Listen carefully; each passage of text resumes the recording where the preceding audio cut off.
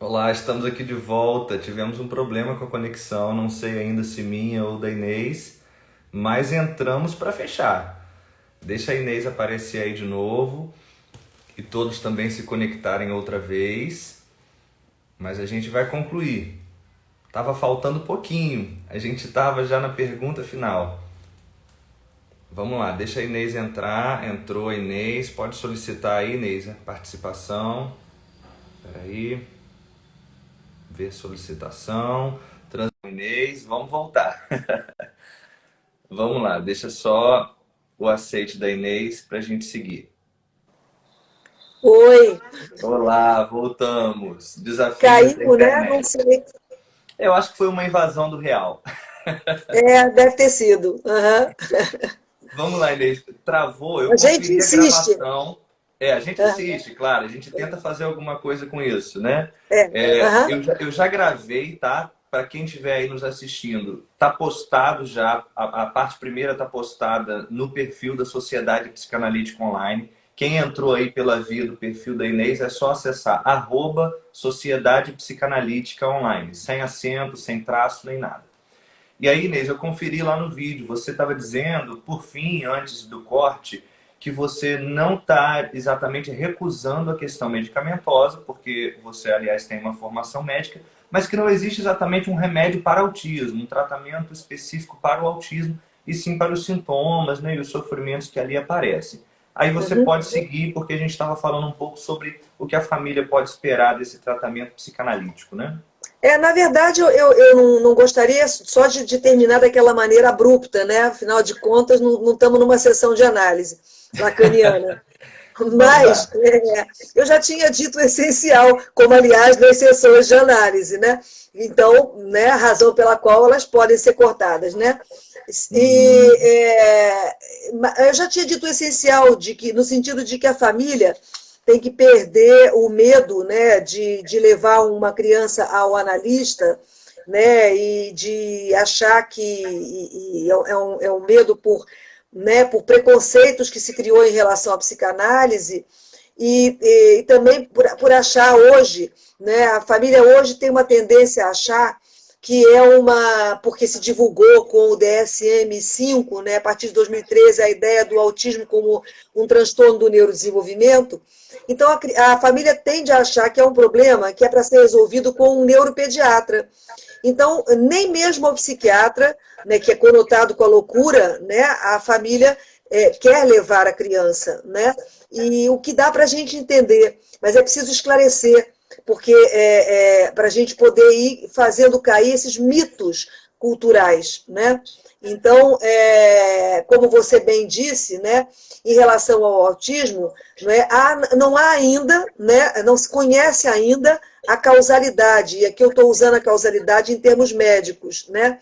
Então, há muitas pesquisas, pesquisas genéticas, metabólicas, pesquisas psicológicas, várias, né? Mas não há esse bater de martelo último, né? Então, sobre o fato de ser um transtorno do neurodesenvolvimento, há questões, né? E eu acho que a gente não pode afirmar como verdades o que são questões, ainda mais os psicanalistas. Essa é a minha posição, que com certeza me traz problemas em relação, tanto no meio médico quanto no meio dos psicanalistas. Então, eu acho que a gente deve, as famílias, né, podem, não é que devem, né, acho que podem, perder esse temor da aproximação com a psicanálise, com o psicanalista. Evidentemente, o psicanalista tem o que oferecer num tratamento a uma criança, a um paciente, a uma pessoa autista, né? E eu já disse o que antes, né, no que ficou já gravado, eu já disse o quê? Que é essa escuta que só um psicanalista aprende a fazer, que é a escuta da singularidade, né? E que serve para quê, em termos práticos, num mundo que valoriza só o útil e o prático? Serve para você poder ajudar essa pessoa a se deslocar no mundo de uma maneira menos difícil. Né? A gente não está trabalhando para apagamento de diferença. A gente está trabalhando por um mundo plural, um mundo de diferentes. E para ajudar os diferentes a lidarem com a própria diferença. Eu acho que eu faria esse resumo do que a psicanálise tem a oferecer para uma criança, para uma pessoa autista, para uma família que tem uma pessoa autista no seu encargo, independente do grau, né, de sofrimento, independente do grau de dificuldade que essa pessoa tenha. Então, eu queria deixar isso bastante claro. E Você obrigada pela disse, oportunidade. você disse sobre o grau do sofrimento, e isso me fez pensar até na sua fala anterior, do primeiro bloco de gravação, de que você não gosta de trabalhar com a ideia de grau de autismo. Eu acho ótimo, aliás. Acho que isso a gente tem um certo vício disso desde a PC, né? Tratávamos assim a paralisia cerebral por grau, né? E acho que isso é um problema que muito se enquadra a essa crítica que você está trazendo agora. A gente não tem que tentar colocar as pessoas em caixinhas, né? E Uhum, padronizar de algum modo, inclusive os graus ou níveis de autismo. A gente pode uhum, falar num certo grau de sofrimento, mas como medir o sofrimento, né? Quem sofre menos, uhum. quem sofre mais, né? Aham, Enfim, é uma questão subjetiva importante de entrar numa discussão entre psicanalistas, inclusive, né? E, assim, me parece que hoje a gente tem, como você fez uma crítica social importante, né? Um movimento da família, da sociedade, de padronização de pessoas, né? Esse discurso do neurotípico, né? E das uhum, crianças atípicas, e aí se colocaria a criança autista também, né?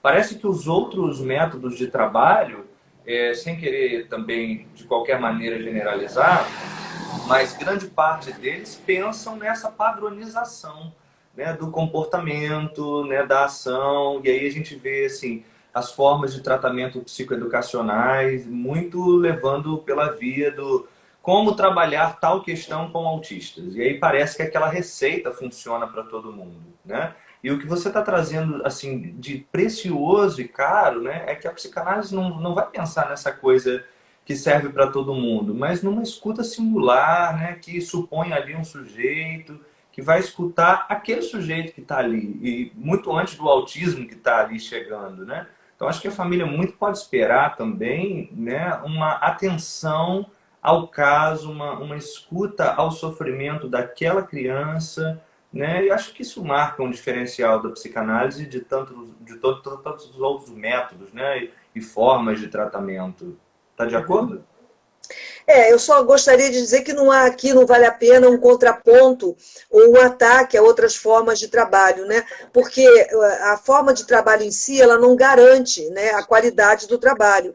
É Pode verdade. haver, né, pode haver psicanalistas que também partam de princípios tão rígidos que contrariam o que é a própria essência da psicanálise, né? E é tudo muito delicado, né? Então a gente não está dizendo, né? A gente trabalha muito com educadores há muito tempo e a gente não está fazendo nenhum ataque, né, à educação, ou mesmo aos métodos psicoeducacionais, enfim, não estamos fazendo um ataque, né, a esse ou aquele método. Né? O que a gente está só lembrando é que a psicanálise tem o que fazer em relação ao autismo, tem muito o que dizer em relação ao autismo, e a gente tentou falar um pouquinho sobre isso hoje. Me ocorreu dizer, em relação ao sofrimento, que todo sofrimento é excessivo, né? Todo sofrimento é um excesso, tem a ver com o excesso, e que é o sofrimento que a gente trata.